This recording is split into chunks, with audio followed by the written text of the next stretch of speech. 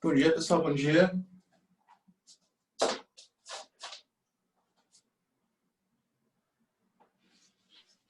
Bom dia, professor. Tudo bem? Tudo bem, e você? Também.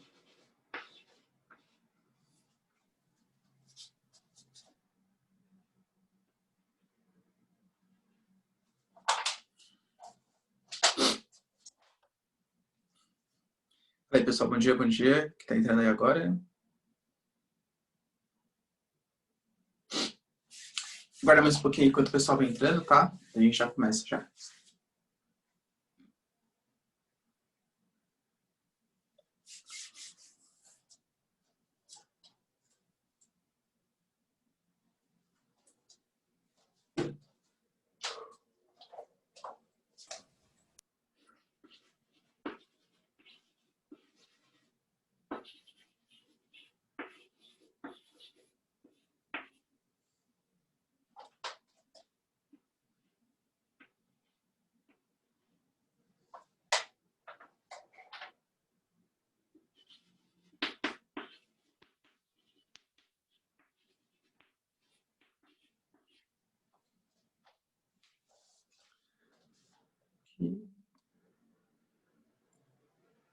Bom dia, pessoal.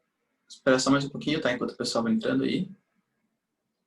Bom dia, professor. Tudo bem com o senhor? Bom dia, David. Tudo?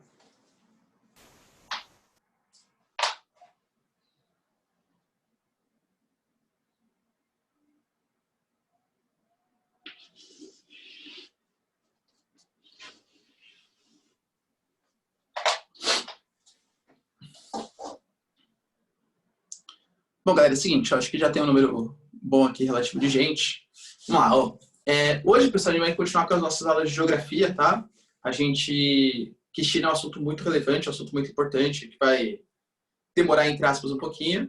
Então, eu vou continuar com China. Só antes, galera, algumas coisinhas, né? A gente vai ter hoje, fiquem atentos, às 10 horas da manhã, a abertura da Assembleia Virtual da ONU. E como vocês sabem, já é tradição, né, no histórico aí, quem abre a Assembleia é nós, Brasilzão, tá? E desde 1970, alguma coisinha, não é mais o ministro das Relações Exteriores, é sim o chefe de Estado, ou seja, é o Bolsonaro. Então o Bolsonaro vai lá abrir a Assembleia pra gente. Provavelmente, galera, ele vai falar sobre o sucesso do Brasil no combate à pandemia, e sobre a tentativa da mídia e de outros países criminalizarem o desmatamento no Brasil, quando na verdade o Brasil é um dos países que mais preserva o meio ambiente, tá? Então fiquem atentos aí, 10 horas a gente vai ter o grande pronunciamento, tá bom? No mais, galera, vocês viram que o TikTok, ele tinha sido banido dos Estados Unidos. No final das contas, ele acabou voltando, né? Uma juíza foi lá e deu grande causa ao TikTok. Então, o TikTok e o WeChat, que tinham sido banidos, eles voltaram a poder atuar no Estado americano, só que numa perspectiva assim, que o Poder Judiciário que deixou. Então, qualquer liminar pode derrubar a qualquer momento, né? A gente sabe como que funciona isso aí. E, galera, em geral, o que está sendo negociado é a compra do TikTok pela Oracle, que é uma empresa americana, né, que aí dividiria, pelo menos, essa parte da comunicação com uma empresa americana. Se isso efetivamente acontecer, pode ser que daí o TikTok possa continuar atuando nos Estados Unidos. Tá bom? Beleza? Outra coisa, né? Vocês viram que até vi que o Ian entrou agora, galera. O Ian ele até tinha comentado da visita do Mike Pompeo, né, em Roraima. Isso causou grandes repercussões, hein? Grandes repercussões. Fernando Henrique Cardoso, ele acabou comentando nas suas redes sociais, falando que era um afronte à soberania brasileira.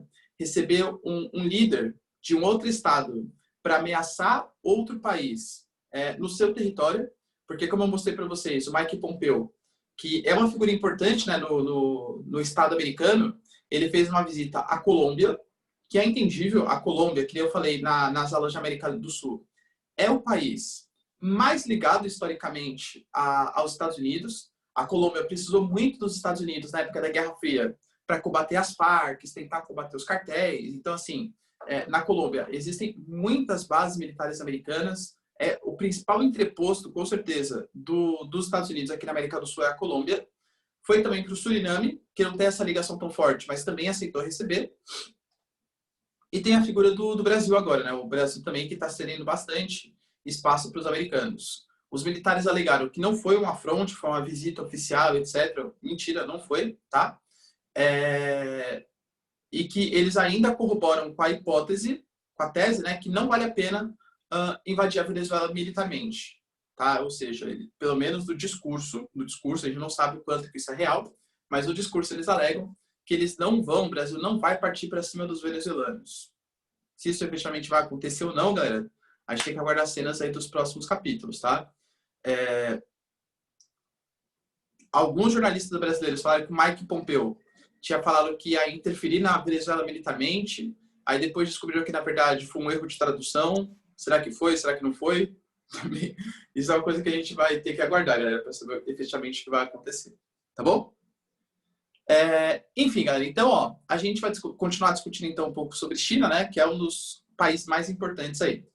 Se eu não me engano, assim, certeza, dessa vez eu não me engano, a gente estava falando sobre o clima da China. Eu mostrei para vocês que a China a gente consegue dividir em 4 grandes zonas climáticas: o frio de montanha, o clima árido e semiárido, o clima tropical monsônico ou temperado monsônico, e o clima temperado mais típico, tá? O temperado oceânico chinês. E a gente precisava explicar um pouquinho o que é o clima de monções, né? Faltou explicar isso, porque isso vai ser importante para todos os países que a gente for analisar daqui para frente. A gente vai falar sobre China, depois vai falar sobre Japão, depois vai falar sobre Índia. E tigres asiáticos. Todos esses países do Sudeste Asiático, eles têm a presença do clima de monções. Então, eu vou explicar aqui agora com bastante detalhe, com bastante calma. E aí, nos próximos países, eu vou falar, gente, vocês lembram do clima de monções? Ele é dessa maneira, ó, ele atua aqui também. Lembra do clima de monções e tal? Então, claro, lá pra frente, professor, eu esqueci como que é. Se quiser perguntar, não tem nenhum problema. Mas a ideia é que a gente aprenda, fixe aqui o conteúdo, né? Para quando chegar na hora eu não precisar ficar repetindo de novo, como que é o clima de monções toda vez. Esse clima ele é muito importante mesmo. Até vou colocar aqui, ó, uma definiçãozinha.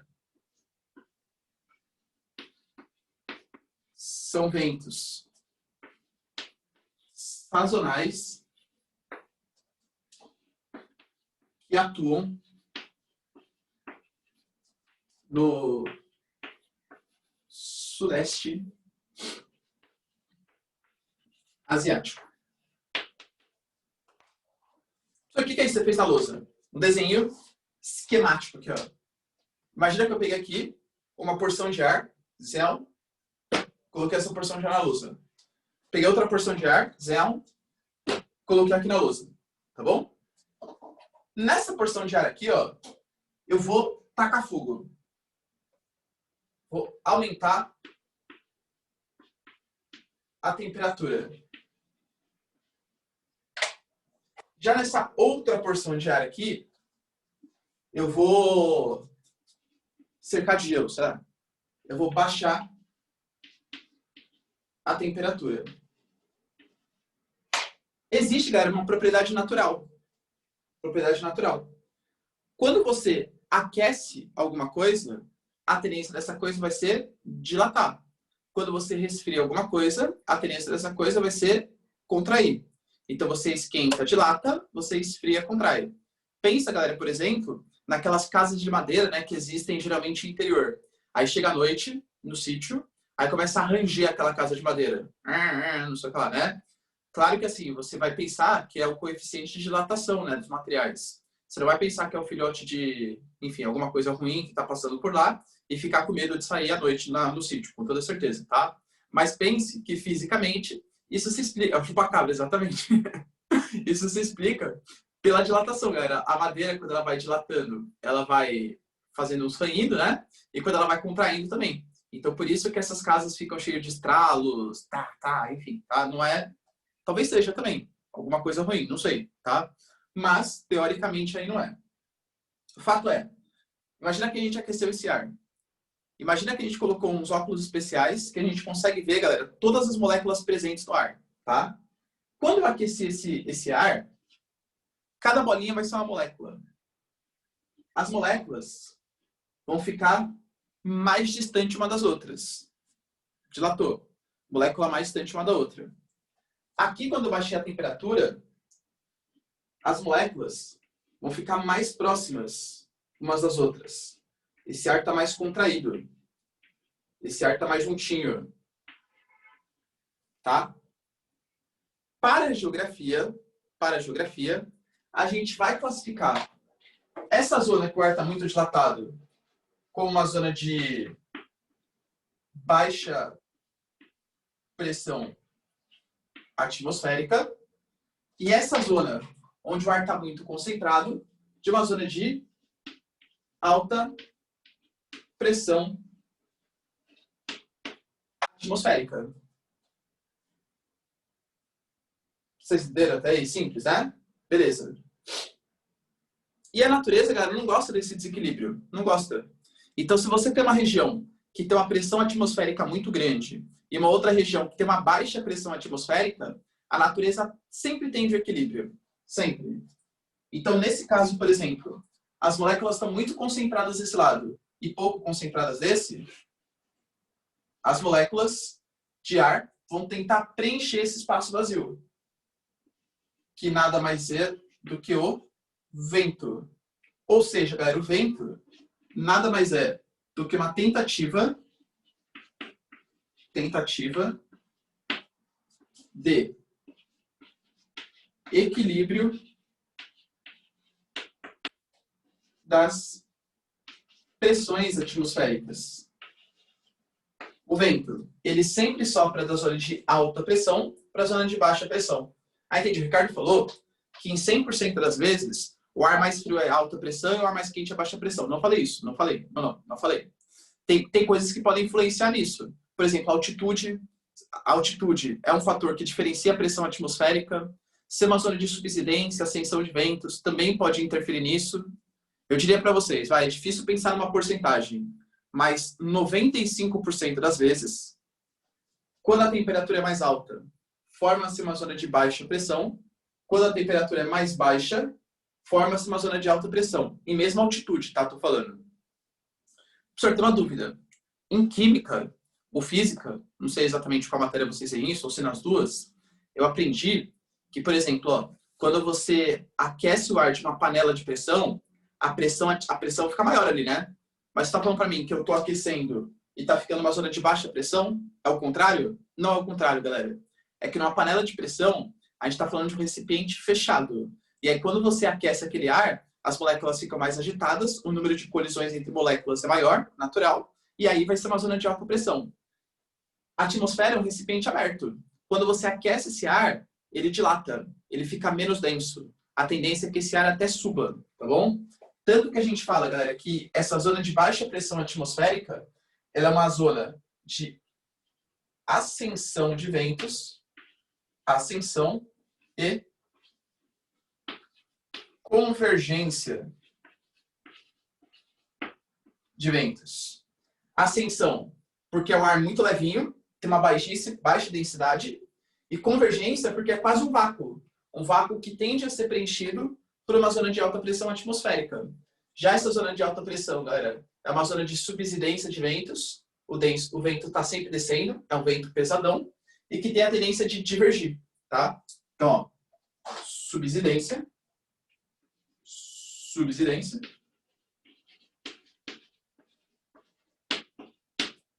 e divergência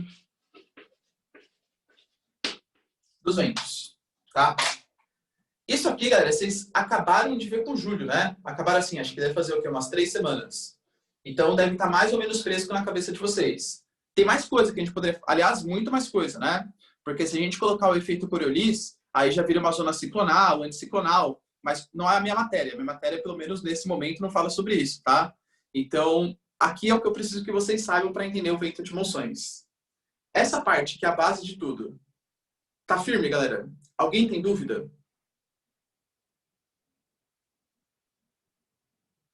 Jura? Então tá, ó. Então, galera, tira um print aí, quem quiser, claro. E vamos falar sobre ela. Sabe ela? Ela mesma. As monções.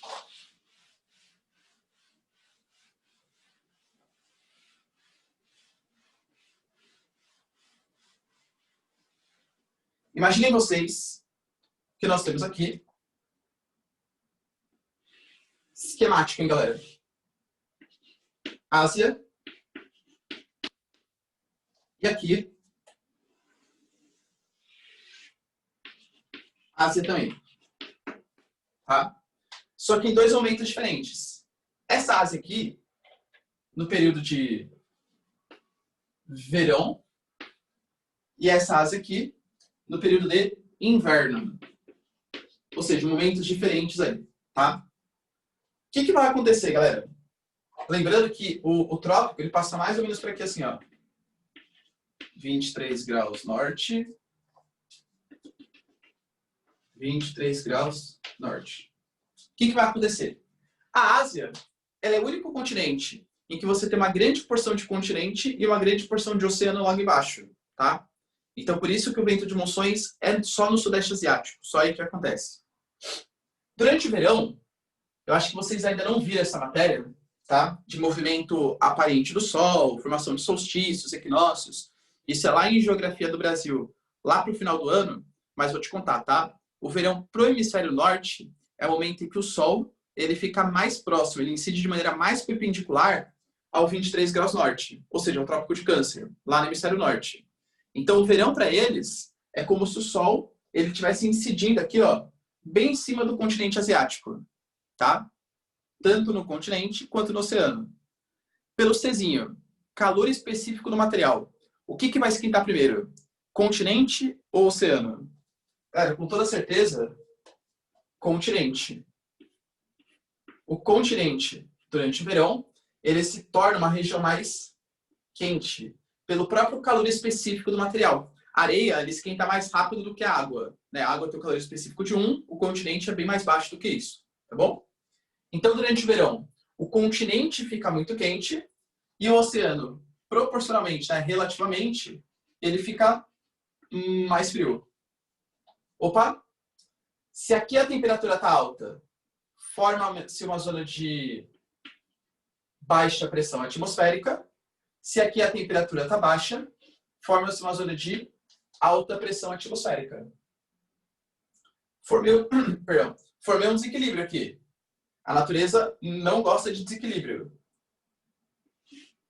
Zéon. Esse vento aqui que está acontecendo, a gente chama de monções de verão. As monções de verão, elas vêm do oceano. Então, elas são extremamente úmidas. As monções são extremamente úmidas. Elas nascem em cima do Oceano Índico, tá? Eu até comentei com vocês na aula passada, vou reforçar. Quando a gente pensa no Brasil, uma região chuvosa, sei lá, Manaus, né? A Amazônia chove bastante. Mês chuvoso na Amazônia, 600, 700 e tanto milímetros de chuva por mês. Aqui, chega a chover 1.800, 2.000, 2.200 milímetros por mês. Por mês. Só lembrando, o que é um milímetro de chuva? É eu falar para vocês que no espaço de 1 metro por 1 metro, choveu 1 litro. Tá? 1 metro quadrado, 1 litro por metro quadrado. Né? Isso é um milímetro de chuva. Eu estou falando que tem meses no Sudeste Asiático, na Índia, Paquistão, etc., em que chove 2.000 litros por metro quadrado. É muita coisa. Para cidades que são tão mal estruturadas, como as cidades indianas, algumas cidades chinesas, Bangladesh também, né? Enfim, o Sudeste Asiático como um todo, é nítido que vai ter enchente, galera. É nítido que vai ter enchente. Nítido. tá bom? A China, com toda a grana que os caras têm, eles dão um jeito de tentar controlar isso. Eles estão fazendo as chamadas cidades verdes. O que são as cidades verdes? São cidades, galera, que você tem pouquíssimo asfalto. São cidades onde não mora praticamente ninguém, são cidades propícias somente à agricultura, em que eles retiraram completamente os asfaltos só para possibilitar a penetração de água. Porque se não chove, enche, não tem jeito, tá? É muita chuva, muita chuva. Tá bom? Então, ó, as monções de verão extremamente úmidas. Já no período de inverno, aí o negócio se inverte, né? No período de inverno, o que acontece? Agora, o sol está saindo aqui de cima do continente asiático. Da mesma maneira que o continente ele esquenta mais rápido, ele também esfria mais rápido. Então, durante o inverno, aqui a temperatura vai ser extremamente baixa se comparado com a temperatura do oceano. Então, o oceano agora vai ser uma zona de baixa pressão atmosférica, enquanto o continente vai ser uma zona de alta pressão atmosférica. Opa, diferença de pressão, forma vento. Zéu. Essas aqui são as monções de inverno. Que, em geral, galera, são extremamente secas. Claro, né? Nasce em cima do continente. Sendo sincero para vocês, eu não vou arriscar lousa porque, enfim, né, fica feio. Mas eu diria para vocês, ó, até ignora essas monções de inverno. Por quê? São ventos secos que não tem grande relevância, tá? Então dificilmente aparece no vestibular. Saiba que existe, mas dificilmente aparece no vestibular. Agora, as monções de verão, lembrando que o verão, aliás, ó, hoje a gente começa a nossa primavera, né? Hoje é um equinócio de primavera. Olha que bonitinho. Feliz equinócio de primavera para vocês, galera. Tá? Feliz equinócio. Então a gente tem aqui, ó, as monções de inverno. Lembrando que o verão para eles, perdão, vai de junho até setembro. Que é o período das enchentes lá, tá? De junho até setembro. Chuvas, enchentes, tragédias, enfim, né? Thomas, perfeita comparação. Perfeita, né? Tomás, perdão. Perfeita comparação, tá? Ah, o Ian tinha perguntado também. O Tomás falou assim, é parecido com a brisa marítima e a brisa terrestre? É igualzinho, tá? Só que a brisa marítima e a brisa terrestre, eles acontecem diariamente, né? Quando você vai, por exemplo, de dia na praia, como a areia está mais quente, ela atrai ventos. Vocês já tentaram empinar pipa na praia? Eu, particularmente, não gosto de empinar pipa em lugar nenhum, né? Porque eu acho meio tonto, mas nada contra quem gosta, claro. Mas eu já empinei pipa na praia. Você sempre vai empinar pipa olhando para as pousadas, olhando para a avenida, nunca em direção ao oceano. Porque se o oceano está ali e o continente está para cá, durante o dia, o vento sopra do oceano em direção ao continente. Então, você vai empinar pipa nessa direção, sempre olhando para as pousadas. Porque durante o dia, a areia está quente e o oceano proporcionalmente está mais frio. Relativamente, né? Está mais frio. Já durante a noite, a areia esfria mais rápido e o oceano demora mais para esfriar. Então, o oceano relativamente está mais quente. Então, o vento vai soprar nessa direção, da areia em direção ao oceano. Por exemplo, quando vocês vão, né, coisa tradicional ali, pular 7 ondinhas na passagem do ano, você geralmente, obviamente, né, geralmente não, sempre, vai meia-noite, né, na passagem do ano. E aí você quer tirar aquela selfie, assim, ó. Quando você vai tirar aquela selfie, pode perceber, galera, principalmente para quem tem cabelo comprido, que não é o meu caso, né? Quando você vai tirar selfie, você nunca consegue fazer isso direito. Por quê? Porque o vento está soprando do continente em direção ao oceano. Então o vento, ele fica assim, o cabelo fica sempre vindo na sua cara, assim, ó. Quando você vai tirar fotinho para postar no Insta que você está em vocês, né? Que são a elite burguesa. Estão em Miami, no mínimo, assim, né? Às vezes, quando tá um pouco mais apertado, só Riviera, Maresias, tal, né? Então o vento atrapalha vocês a tirarem foto. No meu caso, galera, o que atrapalha é o reflexo da lua, só no máximo, tá? Porque... Brincadeira. Mas o cabelo não atrapalha mais não, tá bom? Dúvidas aqui, galera, das monções? Não? Pode falar, David. Professor, por que não ocorre diariamente também? Quando anoitece, não muda, tipo, as pressões nas monções de verão? Então, David, ó, falar que não muda é mentira. Mas aí a gente está fazendo uma análise local e não uma análise global. Aqui é uma análise global que eu estou fazendo. Então, a gente vai ter grandes variações de temperatura que vai ser responsável pelas monções de verão e de inverno só de acordo com a estação do ano. Mas se a gente for ver, por exemplo, uma prainha na China, que é uma análise mais local, aí vai ter brisa marítima e brisa terrestre. É a escala que eu estou observando de diferença, David. É que nem se, por exemplo, vai falar, professor, hoje tinha um vento que estava soprando, sei lá, de oeste para leste em São Paulo. E eu nunca vi essa massa de ar desenhada no mapa do Brasil. Por quê? Porque são ventos locais, ventos regionais. Então, isso não vai ser representado no mapa de massas de ar do Brasil. Aqui é a mesma coisa. As monções é um vento que age andando quilômetros, isso aqui. Enormes proporções. Vou até mostrar no mapinha aqui para vocês, ó. As monções,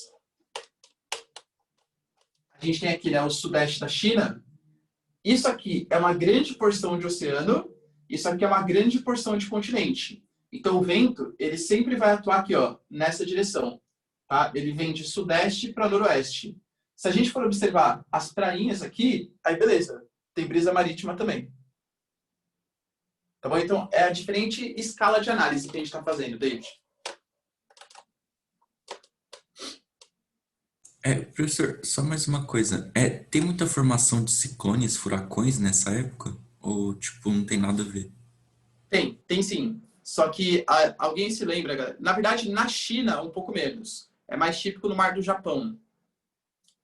Alguém lembra como que se chama furacão que acontece no Sudeste Asiático? Tufão. Exatamente, Ana, perfeito. Os tufões, né? Então, na China pode ocorrer também, porque o oceano ele fica superaquecido no período de verão. E aí favorece a formação de um centro de baixa pressão muito forte, que é um ciclone muito violento formado no oceano, ou seja, um furacão. Só que não pode esquecer, David, que a gente não chama de furacão no Sudeste Asiático. A gente chama de tufão. Pode sim acontecer, pode sim, tá?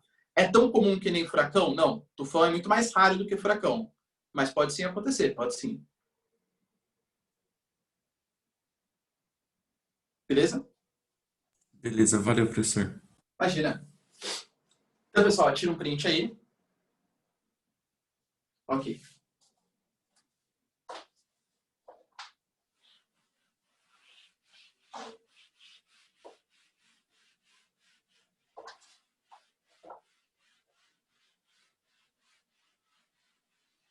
Vamos discutir agora um pouquinho, os aspectos humanos da China. Ou seja, a população chinesa, tá? A China, ela tem hoje, mais ou menos, 1,3 bilhão de habitantes. Lembrando, galera, que não é bilhões, tá? Porque como não foi pro 2 ainda, né? Tá na primeira unidade, então ainda é no singular, tá? Então, 1,3 bilhão de habitantes. O que coloca a China em primeiro lugar na população mundial. Só que a China vem hoje apresentando um baixo crescimento vegetativo. Por que esse baixo crescimento vegetativo? Pela própria urbanização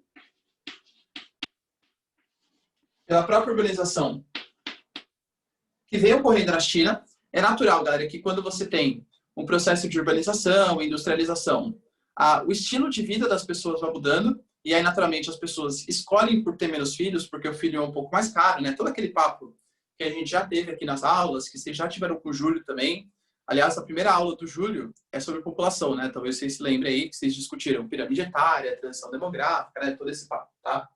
Então, baixo crescimento vegetativo. Graças à urbanização e, sei que vocês já ouviram falar sobre isso, a famosíssima política do filho único. A política do filho único, que entrou em vigor, galera, na década de 70, ela proibia entre aspas, né, que você tivesse um segundo filho. Logo menos a gente vai entrar na parte mais importante de China, que é a parte política, né, a parte histórica política, e vocês vão ver que a China, ela se tornou um país socialista em 1949, na grande Revolução Chinesa, a Revolução do Mao Tse-tung e tal. Quando a gente fala de um país socialista, teoricamente, tá? Teoricamente, um país socialista é um país que ele estatiza todos os meios de produção, então ali, fazendas, indústrias, tudo tal. E inicialmente Mao Tse-tung era um socialismo raiz mesmo, tá? Não era um socialismo moderninho, que nem a China é hoje, tá? Era um socialismo mais raiz. E o Mao Tse-tung efetivamente fez isso.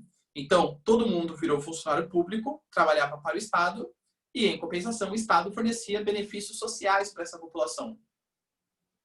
População grande, hein? É muito benefício social. É muita educação, é muito transporte, é muita moradia, é muito programa social. Não dá, não dá. Mao Tse-tung, então, galera, resolveu controlar a população. Como? Através da política do filho único. Política de controle de natalidade. Vou fazer uma pergunta mais avançada aqui, hein? Mais avançada. Vocês conseguem associar isso a algum tipo de teoria demográfica? O professor até associaria se eu soubesse o que é teoria demográfica. Malthusianismo, neomalthusianismo, teoria reformista. Então, Bia, Malthus, né? Eu diria, exatamente, tá? É muito parecido com Malthus. Eu diria mais que Malthus, é neomalthusiano. Por quê? O Malthus, ele não prega o Estado controlando a natalidade. Para o Malthus, a redução da natalidade, ela viria pela sujeição moral do indivíduo, né? Então, o indivíduo não ter relação sexual somente por prazer, a retomada, poxa, eu tenho que ter uma consciência, que eu tenho que ter relação sexual somente se eu for querer ter filho, só depois do casamento. Então, Malthus, ele coloca como solução uma coisa muito mais moral do indivíduo. Já os neomalthusianos, não. Os neomalthusianos é o Estado que tem que fazer políticas de controle de natalidade, tá? Aliás, vocês sabiam, galera, que o governo militar, ele foi até certo ponto neomalthusiano? Sabia disso? O governo militar, eles introduziram, né, a pílula do controle de natalidade. Eles tinham campanha de conscientização para que as pessoas tivessem menos filhos. O governo militar também tentou dar uma certa chinada aí, vai.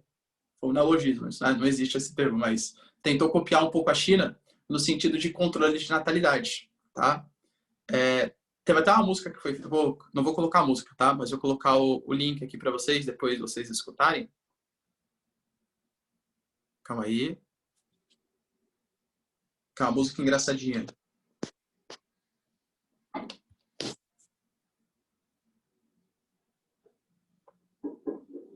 Do Odair José.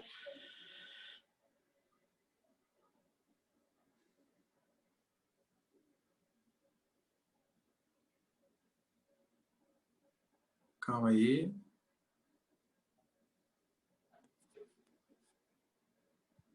Depois, galera, vejam a letra dessa música.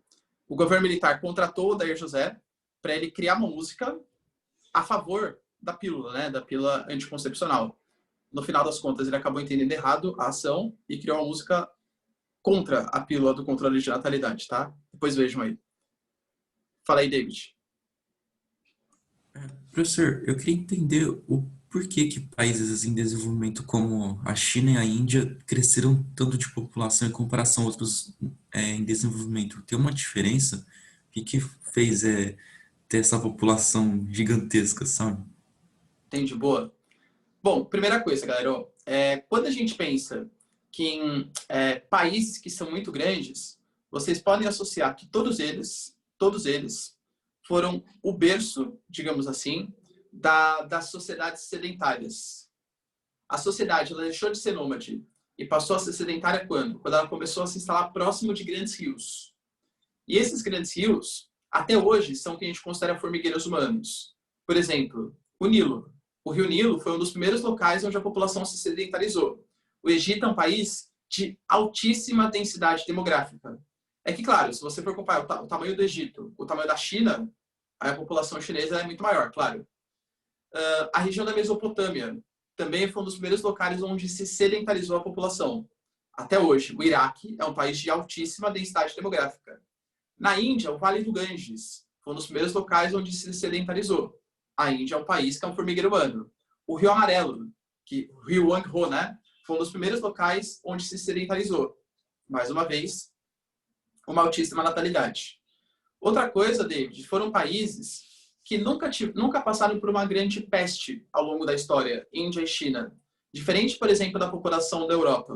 A Europa, ela estava crescendo, né, bastante até, aí veio a tal da peste negra, arrasou a população, matou grande porcentagem da população, enquanto isso não aconteceu. Não aconteceram grandes conflitos, como uma Primeira, uma Segunda Guerra Mundial, que aniquilasse grande parte da população, principalmente a população masculina, tá?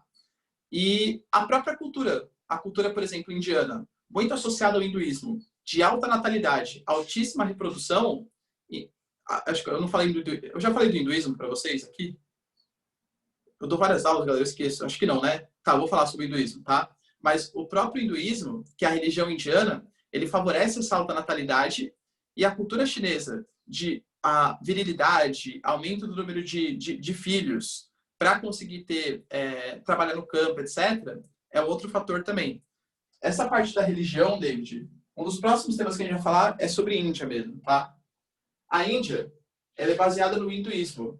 O hinduísmo é uma sociedade estamental, que a gente fala. Como assim? Não existe, pelo menos segundo a religião, tá? Um cara nascer pobre e morrer rico. Por quê? A sociedade indiana, hindu, ela é toda segmentada em castas. O que são essas castas? Bom, por uma familiar? Exatamente. Ó, o André perguntou, a sujeição moral do indivíduo é Malthus? Exatamente, André. O neo-malthusiano, o Malthus, ele é do final do século XVIII, tá? Então, a sociedade que ainda estava passando pelo iluminismo, era uma sociedade muito mais religiosa. Os neo-malthusianos, eles acreditam no controle de natalidade, que foi o que a China fez. Eu vou colocar na lousa, tá? Que a China é neo-malthusiana. E a China ainda é mais populoso. A Índia vai superar em torno de 10 anos, tá? A projeção é daqui 10, 15 anos, a Índia já supera os chineses. Beleza, André? Então, ó, como que acontece lá? Imagina. Existem várias castas. Eu não lembro exatamente de cabeça todas, tá? Eu lembro que a casta mais baixa são os párias e que a casta mais alta são os brahmanes. Aqui você tem os vaixás no meio do caminho, enfim, né? Tem outras castas aí no meio. Como que funciona, David? Imagina que eu sou hindu, tá? Meu espírito nasceu. Exatamente, ó. Galera, uma boa referência é você assistir O Caminho das Índias, que tinha o Barruan, eu lembro se é Maia ou Mia, acho que é Maia, né? Enfim, não lembro, tá, exatamente quem que era, mas tinha o Barruan, que era Márcio Garcia e tal, enfim. Mandou bem, Mia, verdade. O Caminho das Índias é cultura. Imagina, David, que o seu espírito nasceu. Quando o seu espírito nasceu, isso aqui é um espírito esquemático, tá? Nasceu o seu espírito. Ele tem que passar por todas as provações do mundo terreno para conseguir atingir o paraíso. Ele vai nascer na casta mais baixa de toda, que é a casta dos párias. Quando você nasce um pária, você não tem oportunidade de ascensão social. Você vai ter os piores empregos, vai morar nos piores lugares, você não pode nem olhar em direção o olho de uma pessoa de uma casta superior. Por quê? Porque você tem que ser um cara ferrado. A sua vida tem que ser ferrada para passar por todas as provações de ter nascido como pária. O seu espírito é muito impuro ainda. Quando você morre, na próxima encarnação, você vai nascer numa casta mais alta. E aí, você vai passar por todas as provações dessa casta, que são grandes, mas não tanto quanto os párias. Na próxima encarnação, você vai nascer numa casta mais alta ainda, que vai ser uma vida mais sossegada, e na próxima encarnação você vai nascer na casta dos Brahmanes, por exemplo, que é a casta mais alta de todas. E aí, na próxima encarnação, você não precisa mais voltar para a vida terrena, tá? A não sei que você venha aí como um guia espiritual, tá? Aliás, eles acreditam que alguns desses animais pertencem a esses espíritos mais evoluídos, que não precisariam voltar para a vida terrena. Inclusive, o exemplo que vocês mais conhecem é o exemplo da vaca, né? A vaca é um animal sagrado da Índia, por quê? Porque já atingiu um nível superior. Eles não precisam mais voltar para a vida terrena. Eles vêm aqui como espécie de guias, líderes espirituais. Por isso não pode comer carne de vaca na Índia, tá? Você está comendo um animal sagrado ali para eles. Beleza? Professor, tem uma dúvida. Como eu sei que casta que eu sou? De acordo com a sua família. Se meus pais são párias, eu sou pária. Se meus pais são Vaixás, eu sou Vaixá. Se meus pais são Brahmanes, eu sou Brahmane. E eu só posso passar de casta para casta na próxima encarnação. Então, eles acreditam muito na questão do karma, na questão da reencarnação. Professor, tem uma ideia muito boa. Eu vou nascer pária, aí eu vou me matar, porque eu vou cortar caminho. Né? Não pode, tá? Não pode cortar caminho. Você tem que passar por todas as provações. Se você se suicidar, você acaba nascendo na mesma casta na próxima encarnação. E o que isso tem a ver com a natalidade? Os indianos, principalmente os hindus, né? Porque isso aqui é a religião hindu. Nem todos os indianos são hinduístas. Tem muçulmano, tem cristão, tem sikhs, né? Ah, é verdade, Bia. E aí o que acontece? Segundo eles, você só pode... aliás, quando você tem muitos filhos, você vai acelerando esse processo de renovação espiritual. Você vai acelerando esse processo de ascensão espiritual. Então, você tinha taxa de natalidade na Índia, isso é questão de 30, 40 anos atrás, que era a taxa de fecundidade, perdão, de 5, 6 filhos por mulher. Tá? Uma coisa assim, muito grande frente à realidade atual. Então, a própria religião hindu, ela incentiva essa alta natalidade. Hoje, a Índia é um país que é mais de 50% rural, é um país que ainda as tradições religiosas são muito fortes, então ainda existe isso, mas claro, vem reduzindo, tá? Vai urbanizando, industrializando, e a taxa de natalidade vai reduzindo. Então, a questão cultural é muito forte também, tá? E se eu fugir do lugar onde eu sou pária, aí ninguém me conhece? Aí você não está seguindo a religião, né? Claro. Aí, beleza. Talvez se o hinduísmo for efetivamente verdade, né? A gente não sabe exatamente, aí você está indo contra a sua religião, tá bom? Então, ó, essa política do filho único, galera, com toda certeza, é uma política neo-malthusiana, que coloca o elevado número de filhos como causa da pobreza. Hoje a gente sabe, vocês viram com o Júlio isso aí, que o elevado número de filhos, ele não é causa da pobreza, ele é consequência da pobreza, né? Então você não pode falar, olha, aquele país é pobre porque as pessoas têm muitos filhos. Não que alguém aqui, né, no Brasil, a gente pensa assim. Imagina, vocês já viram alguém falando, nossa, tá vendo? O cara já não tem dinheiro, ainda tem muito filho, aí sim que vai ficar mais pobre. Tá fazendo isso para receber Bolsa Família, tenho certeza, né? Ninguém nunca falou isso aqui, não aqui, né? Aqui não mesmo. Olha lá, hein? Mas no Brasil, assim, as pessoas não têm um tipo de pensamento neo-malthusiano, imagina. Mas já ficou provado que o neo-malthusianismo, galera, não se verifica de fato, tá? O elevado número de filhos, ele é consequência da pobreza. Ele não é causa da pobreza. Ou droga. Os neo-malthusianos, eles colocam como solução para a pobreza estrutural, um controle de natalidade. Na China deu certo? Não, né, galera? Tá? Obviamente, se você tem muitas pessoas no seu país e consegue aproveitar isso, é muito bom. É só você qualificar essa mão de obra, você vai ter um mercado consumidor gigantesco, você vai ter uma mão de obra gigantesca que atrai empresas, atrai indústrias, você vai ter pessoas que vão desenvolver o seu país. Então, muita gente não é sinônimo de pobreza, tá? Beleza? Então, ó.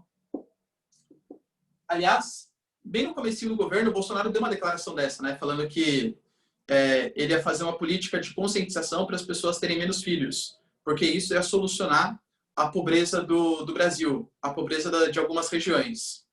Bem, ele que teve 5, né? Mas enfim, tá? Mas tudo bem, tá bom? Ó, então, 5? 5 filhos, né? Ele que teve 5 filhos. Essa política era malthusiana de controle de natalidade. Como que o Estado chinês ele fez essa política? Não é que ele proibiu as pessoas de terem filhos, mas você podia ter um filho. Essa política também é chamada de política 4-2-1. O que é 4-2-1, professor? 4 avós, 2 pais, 1 filho. Então, reduzindo aí a população. Como que foi feita essa política? Você podia ter o seu primeiro filho. Teve um filho? Pô, beleza, legal, tal. Quero ter o segundo filho. Se você tiver o segundo filho, você vai ter que pagar pesados impostos ao Estado chinês. Você topa? Ah, beleza, sou rico, eu quero. Tudo bem, pode ter. Só que convenhamos, galera, impostos pesados mesmo, tá? Quem é rico na China? Hoje até um pouquinho mais, né? Hoje a classe média está em ascensão na China, é fato. Quem já viajou para outros países, pontos turísticos, percebe que assim, você tem turistas, 100% de turistas. De 20% a 25% é chinês, tá? Boa pergunta. Professor, se fosse gêmeos, a culpa não é sua, sem problemas. O Estado chinês não te punia, tá? Então, o Estado chinês é bonzinho, galera. A gente fica reclamando que eles são autoritários. Eles deixavam ter gêmeos, né? Devia fazer o quê? Escolher um e matar, né? Só pode um pro casal, só. Brincadeira, pelo amor de Deus. Olha o tamanho do absurdo, hein? Olha o tamanho. Até aspas aqui. O Estado definindo quantos filhos você pode ter. Se existe um atentado maior à liberdade individual do que isso, pelo amor de Deus, né? Tá? Mas se tivesse gêmeos, a culpa não é sua, então beleza. Só que, olha o que aconteceu, galera. A sociedade chinesa, ela é muito machista mesmo, né? Extremamente patriarcal, valoriza muito mais o homem que a mulher. Essa sociedade chinesa, ela começou se tinha uma filha, por exemplo, teve lá um relacionamento, tal, nasceu uma filha. Putz, a filha não vai ter oportunidade de ascensão social, não vai levar o nome da família para frente, não vai conseguir bons trabalhos. Só que você tinha, vou fazer várias aspas aqui, né, para você, não sou eu falando isso, tá? Você vai perder a oportunidade de conseguir fazer a sua família se desenvolver. Porque uma filha é um atraso de vida, né? Então, o que as pessoas faziam na China? Abandonavam crianças que nasciam meninas, largavam orfanatos, matavam para não registrar e podia ter a chance de ter um segundo filho, que eles iam considerar como se fosse o primeiro. Até nascer um homem, o cara ia aqui efetivamente levar a família para frente, tá? Então, o infanticídio feminino, ele foi uma realidade muito forte da década de 70 até a década de 90 na China. Na década de 90, a China ela modificou um pouco essa política do filho único. E aí, na década de 90, caso você tivesse uma filha, azar seu, putz, que azar, nasceu menina, que droga, né? E aí você podia ter a chance de tentar ter um segundo filho. Nasceu menina de novo, aí é muito azar de vocês. Nasceu um filho, legal, esse aqui vai ser o preferidinho, né? Esse aqui vai ser o que vai levar o nome da família para frente. Para tentar combater o infanticídio feminino. Tá? Olha o absurdo das coisas, né? O que o machismo... Exatamente, né, Bia? A culpa é do chinês, que foi fraquejar, né? Aí, né? Enfim. Não fala dele, Bia, que eu tô preocupado com o que ele vai falar daqui a pouco, tá? Vamos ver. Então, ó. Sabe quando você tem aquela vergonha alheia do que vai ser falado? Eu tô nessa situação, assim, ó. Meu Deus do céu. O que ele vai falar, né? Enfim. Então, a política malthusiana de controle de natalidade. De controle de natalidade. Essa política, ela foi cancelada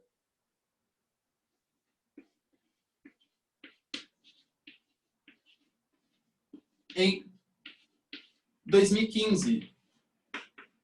Sabia, galera, que hoje não existe mais essa política do filho único? Só por que foi cancelada em 2015? Simples. Vamos pensar? Estrutura de pirâmide etária. Década de 70. Muito jovens, proporcionalmente poucos idosos, poucos adultos. Não que tenha poucos adultos, né, galera? Porque é uma população de 1 bilhão, mesmo que você tenha 5% de idosos, já é muito já, tá? Porque 5% de 1 bilhão é muita coisa, tá bom? Mas assim, você tinha uma pirâmide que tinha proporcionalmente muitos jovens e proporcionalmente poucos adultos.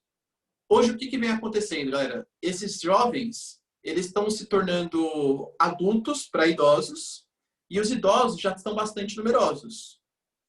Só que com a política do filho único, a gente está tendo cada vez menos jovens. Então, não é que falta jovens na China, mas proporcionalmente, a pirâmide etária da China está desequilibrada.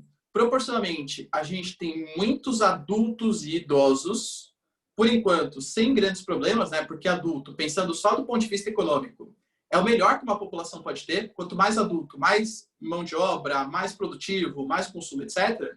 Só que para daqui 10, 15 anos, ferrou. Crise previdenciária, tá? Porque vai ter muitos idosos frente ao número de adultos.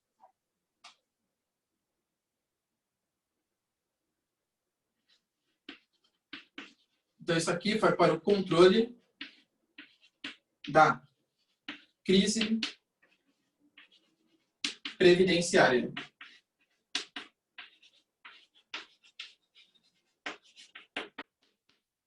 Só que, de verdade, galera, não tá dando muito certo, não, tá? Por quê? Virou que passa uma questão cultural, né? Eu falei, a China tá se urbanizando, tal, tendo mais acesso à informação, etc. E isso está fazendo com que as pessoas tenham menos filhos. Mesmo com o cancelamento da política do filho único em 2015, não houve, nossa, que aumento significativo do número de filhos. O número de filhos ainda continua muito baixo, tá? Então a crise preferenciária está chegando, está batendo a porta dos chineses. Aliás, eu vou mostrar para vocês que a China, ela desacelerou o seu crescimento, tá? Vai ser a última lousa da aula de China, que a China desacelerou o seu crescimento. E vou mostrar para vocês 4 motivos pelos quais a China pode vir a não se tornar uma grande potência. Ou, quer dizer, uma grande potência já se tornou, né? Mas não assim, não consolidar, não superar os norte-americanos. Um dos motivos é a estrutura da pirâmide etária, é a crise previdenciária. Isso vai ser um problema sério para a China daqui a uns 10, 15 anos. Um elevadíssimo número de idosos. Como o Estado chinês, a gente sabe como que eles são, né? O Estado chinês é complicado. Cientistas já estão pesquisando a possibilidade da política do pelo menos 2 filhos. Como assim? Antigamente, você obrigava as pessoas a não terem filhos, para não causar uma superpopulação, teoricamente, né? Que vai, enfim, meio teoria, parece o Thanos, né? Que, aliás, o Thanos é malthusiano, tá bom? O Thanos, ele prega uma política de controle de natalidade para solucionar a falta de recursos naturais, para solucionar para não ter mais guerras, porque, segundo ele, o problema do mundo é a superpopulação, tá? É bem malthusiano isso. Viu? Ao invés de ter Capitão América, Homem de Ferro, bastava um professor de geografia para explicar para ele o Thanos. A gente já tem exemplos aqui de país controlar a natalidade, reduzir a população, e mesmo assim não solucionou guerras. A população não é causa, né? Ela é consequência da pobreza, enfim. Tá? Bastava um professor de geografia. Mas, enfim. Então, cancelou essa política do filho único e mesmo assim não vem dando certo. Eu vou até colocar para vocês o link aqui da reportagem.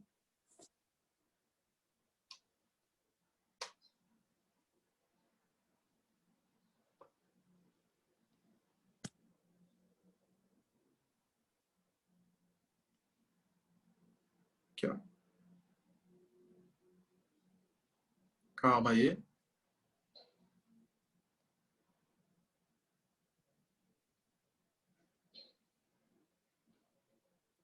Tá vendo? Ó? Pesquisadores chineses sugerem imposto para famílias que não tiverem pelo menos 2 filhos. Liberdade individual? Pra quê, né? Se é fértil, tem que ter 2 filhos. Não, mas eu não quero, não gosto de criança. Não, dane-se, tem que ter. Tem que ter. Ah, e se não tiver? Vai pagar pesados impostos. Não tenho dinheiro, então vai ser preso.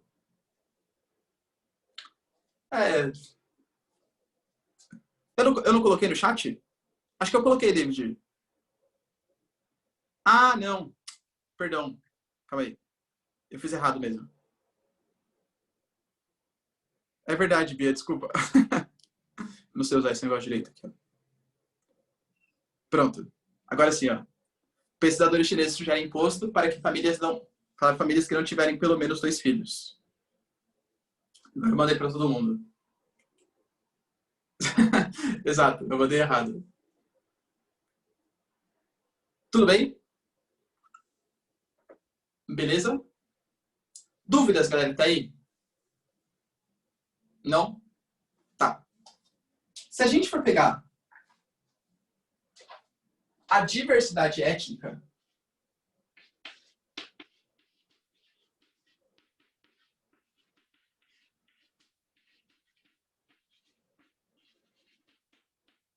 a China, lembrando aqui, né, que essa aqui é a nossa China esquemática, esse amendoizão aqui, ó, nossa China esquemática, nós temos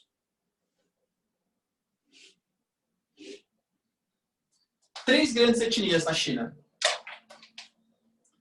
Nessa porção vivem os uigures, no deserto do Xinjiang, no deserto de Gobi, lá na China. Aqui nós temos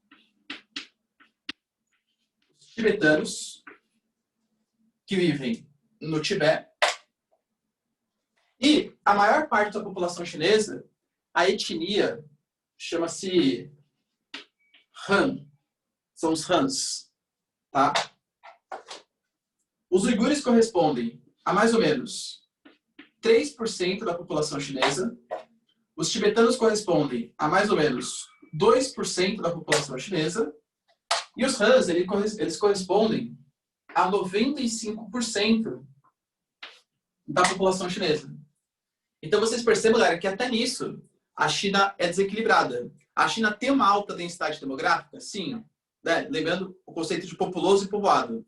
Populosa, a China é, com toda certeza, né? Mais de 1 bilhão de habitantes. Povoado, a China só vai ser nessa porção a leste. Tá? Aqui, nessa porção oeste, nós temos vazios demográficos. Deserto de Gobi e Himalaia. Deserto de Gobi e Himalaia. Tá bom? Os Hans é a população, a etnia chinesa mais conhecida aí, digamos, tá? Tanto os uigures como os tibetanos, eles têm ali movimentos separatistas, tá bom? Inimigos da Mulan, exatamente. Aliás, vocês já viram o live action da Mulan, o novo? Se alguém já viu, cara, deixa no chat, quero saber se é legal. Porque de desenho, Mulan é um dos meus desenhos preferidos da Disney, tá? Acho sensacional. Mas não sei se o live action que saiu é legal também. Se alguém já viu aí. Ah, é da hora, Felipe? Eu vou ver, então.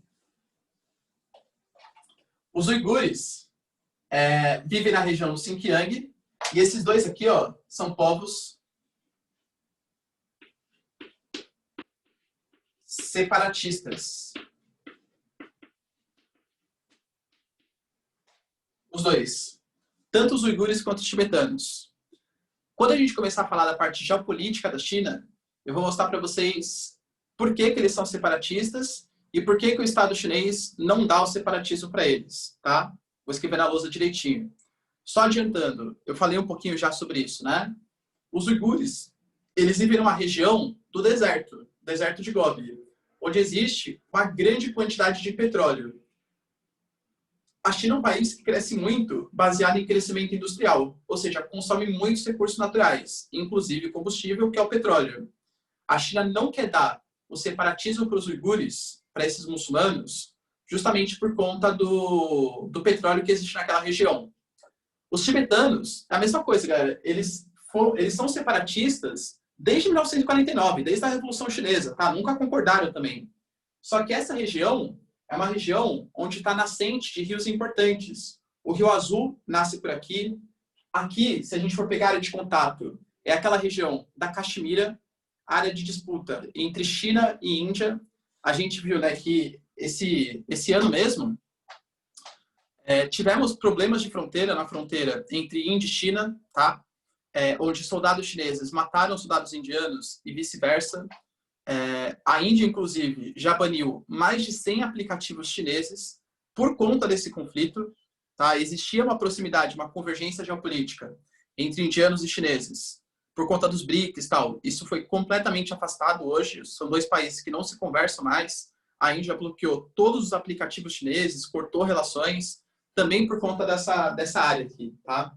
Então, ó, uigures e tibetanos são povos separatistas. Outra coisa que a China não dá independência para esses caras é o medo de um negócio chamado de efeito dominó. Isso aqui que é o efeito dominó. Dei separatismo para um. Se eu apoio o separatismo deles, por que eu não apoio o separatismo de Hong Kong? Por que eu não apoio o separatismo de Taiwan? Por que eu não apoio o separatismo, sei lá, de Macau? Por que eu não apoio o separatismo dos tibetanos? Percebe? O mundo, galera, é uma hipocrisia generalizada, tá? Por exemplo, países ocidentais, Estados Unidos. Vocês acham que os Estados Unidos apoia a independência dos uigures e tibetanos? Claro, né, galera? Tudo que é contra o Estado chinês, os Estados Unidos apoia.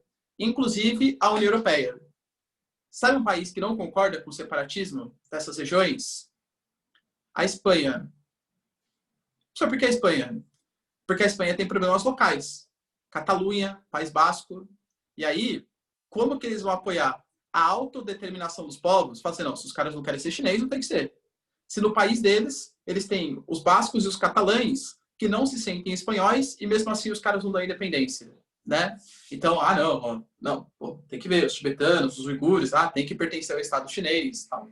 Então, geopolítica é o mundo da hipocrisia, tá? Então aqui nós temos os uigures e os tibetanos, que são dois povos separatistas. Tudo bem? Tira o print aí, galera. Alguém tem dúvida até esse momento?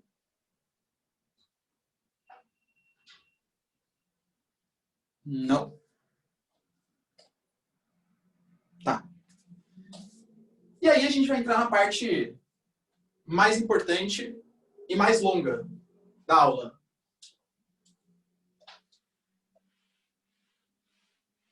Que são os aspectos políticos e econômicos da China.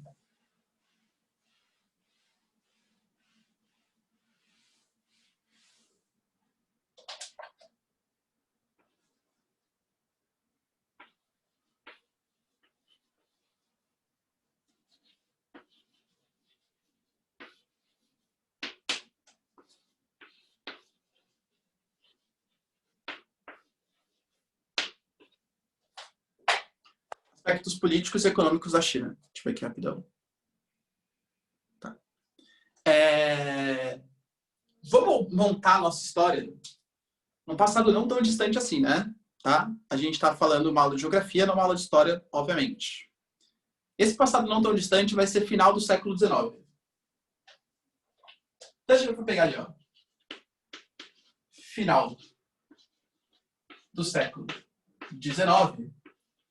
Nós tivemos a China era comandada por um partido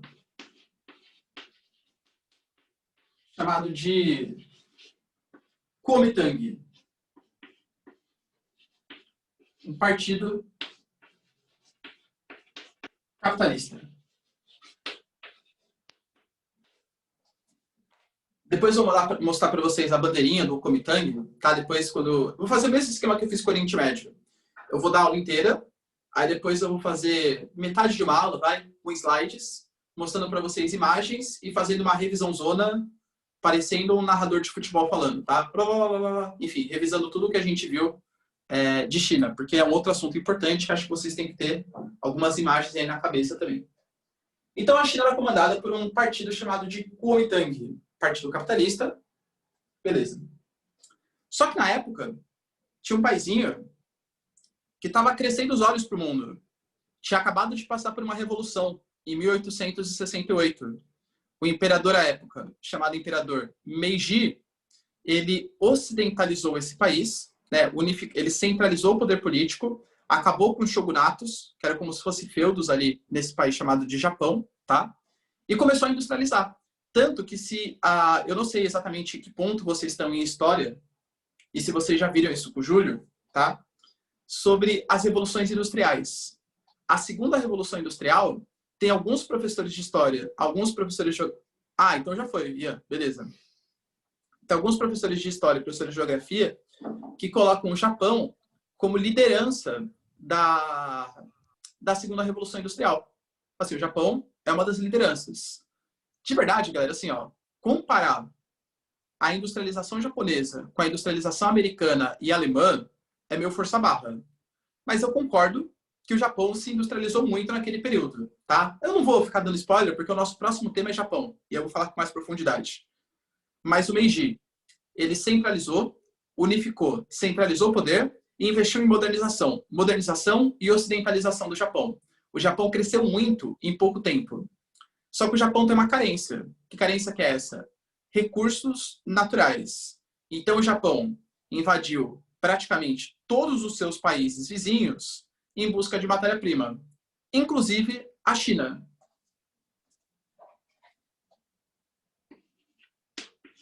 Então o Japão, potência imperialista, tanto, galera, que o Japão ele vai ficar do lado do eixo na Segunda Guerra Mundial, porque se assemelhava muito mais ao imperialismo, ao convencimento dos nazistas e dos fascistas do que do mundo mais livre, né? Digamos assim. O Japão vai lá e invade uma regiãozinha chamada de Manchúria. Lembra que a gente tinha discutido a Manchúria? A Manchúria, para quem não se lembra, vou fazer uma chinazinha esquemática aqui de novo, é essa região do Nordeste. Região que tem muito carvão mineral. Muito carvão mineral. Fato é que o poder japonês era infinitamente superior ao poder chinês. Infinitamente superior. Então, o Kuomintang ofereceu pouquíssima resistência à invasão japonesa. E existe uma rivalidade muito grande, tá? Por exemplo, aqui deixa eu ver, tem David, você tem descendência japonesa, certo? Sim. Sua família, se eles tiverem algum preconceito, não tem um problema, tá, David? Eles gostam de chinês, assim, em geral? Meu pai tem um pouco de repulsa, mas, tipo, acho que não é algo tão exagerado assim. Entendi.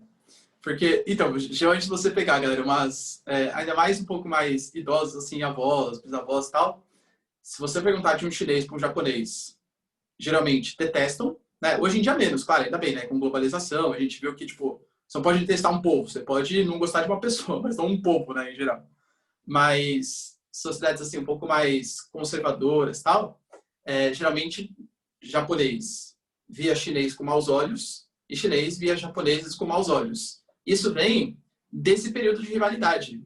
O Japão, ele invadiu uma série de países. Então, os outros países asiáticos, tailandeses, etc., não viam os japoneses com muito bons olhos. Enquanto os japoneses, em geral, nessa época, eles viam os outros povos como povos inferiores. Tá? Obviamente, isso vem mudando, ainda bem, claro, tal, né? Mas essa era a realidade. O Japão, ele invade a Manchúria.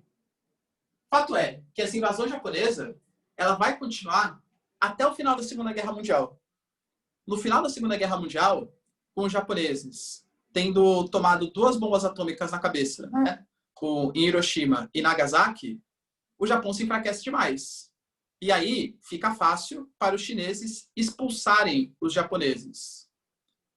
Só que nesse mesmo tempo, começa a Guerra Fria. E vai surgir um grupo chamado de PCC, não confunda com o primeiro comando da capital, claro, tá bom? Vai surgir um grupo chamado de PCC, que vai ser a grande liderança dessa expulsão dos japoneses e vai tomar o poder do Kuomintang, que é esse partido capitalista. A população, em geral, vai apoiar essa revolução chinesa, que expulsa os japoneses e retira o Kuomintang do poder, alegando que o Kuomintang, quando podia, não fez nada para expulsar os japoneses. Então, em 1949, vai acontecer a famosíssima Revolução Chinesa. Percebam, galera, é um contexto pós-Segunda Guerra Mundial. É um contexto em que os japoneses já estavam muito mais fracos, claro. E que o PCC, o Partido Comunista Chinês, acabou sendo visto pela população como os heróis que conseguiram expulsar os japoneses. Então, ó, liderada pelo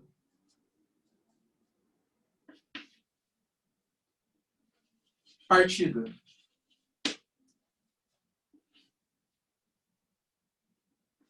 Comunista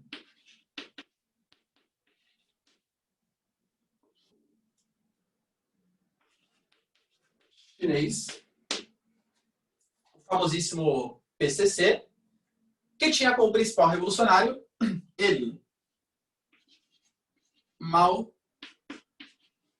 Tse Tung. Professor, tem uma dúvida. E o Kuomintang? Na época, o líder da China era um cara chamado de Chiang Kai-shek. Não precisa decorar esse nome, tá? Relaxa. O Chiang Kai-shek era o líder da China, líder do partido Kuomintang. Os capitalistas vão ficar de boa? Pô, teve uma revolução socialista, expulsou os caras de lá. Não. Isso é uma coisa que a gente já discutiu em aulas passadas também. Tinha uma ilhazinha chamada de Taipei.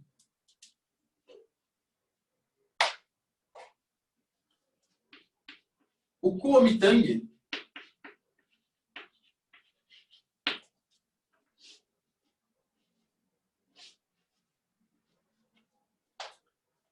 foge para essa ilhazinha, Taipei, e vai fundar Taiwan. A verdadeira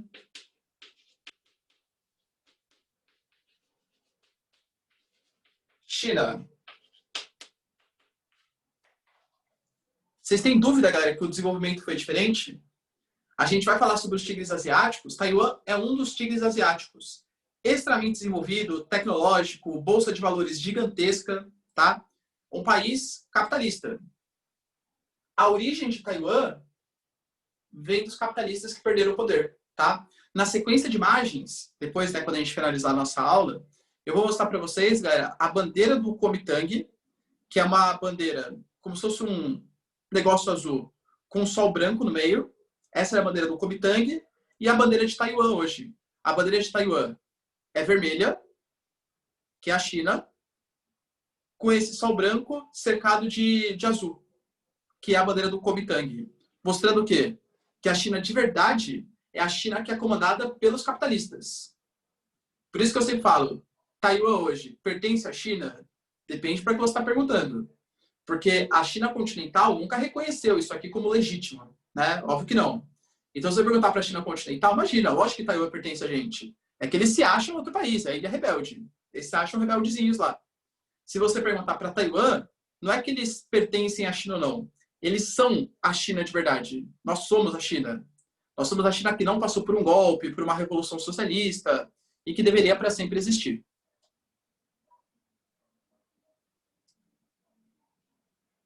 Tudo bem, galera? Dúvidas aí? Pode falar, David. Professor, a família imperial chinesa, se é que tinha, ela foi para Taiwan ou ficou ainda na China continental? Seguidão, nomes, enfim. Sim, na época não existia mais já, David, tá? Já tinha acabado toda a família imperial chinesa. O que existia, né, claro, são os descendentes do grande império chinês. E eles formaram uma aliança com o Partido Comunista, mas não que eles tivessem algum tipo de aliança, que eles exercessem algum poder político, nem nada do gênero, tá bom? Ah, tá, beleza, valeu, professor. Imagina. E aí, Mao Tse-tung toma o poder. Instala o socialismo na China. Sabe quais serão suas primeiras medidas? Olha o nível João Kleber agora, hein? Sabe quais serão suas primeiras medidas? A gente vê nos próximos capítulos. Brincadeira. Tá? A gente vai ver então, pessoal, o que o Mao Tse-tung fez. Estatizou os meios de produção, fez uma coisa super importante que nenhum outro país socialista fez. E talvez por isso o socialismo economicamente não tenha dado certo, que foi uma revolução cultural, tá?